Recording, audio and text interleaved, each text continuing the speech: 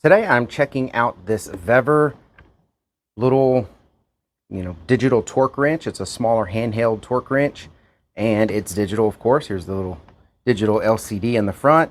It comes with your standard like impact, 1/4 impact type of bit head here. And then it also comes with this adapter to let you use, non-impact type of bits that don't have the little adapter piece down here, which it comes with quite a few. This is the little assortment of bits it comes with.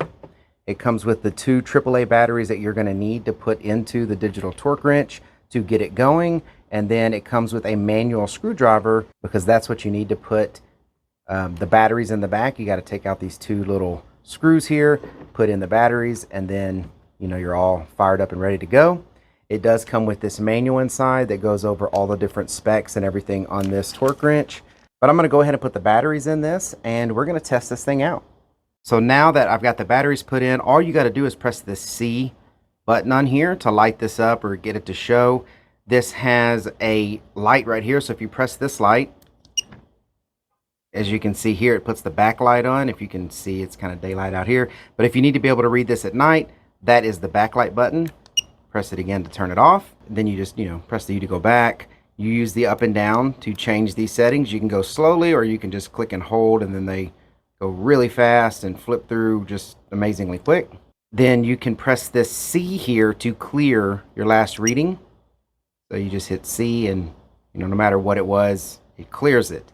So this not only can be set to a specific to let you know, when you're getting close to it. So when you get to 90% of the torque that you have it set at, you're going to get like a green LED up here. And then when you hit 100%, you're going to get the red LED and it's going to beep at you and let you know, hey, you're where you need to be or you're exceeding where you need to be.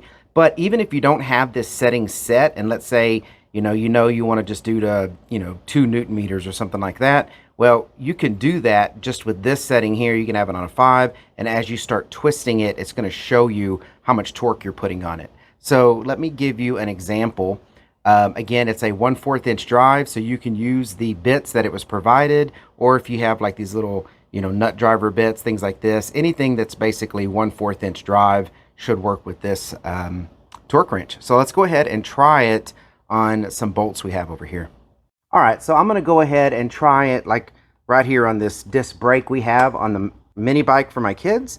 So as you can see, we have it set to 5 Newton meters, but I don't have to say, oh, it has to be set to 5. I mean, you can say, oh, I need it just to set to tightened up to 2, right? Well, you just twist it and it shows you how much torque you're putting on it, right? So right now we're a little over 2, twist a little more, we're over 3.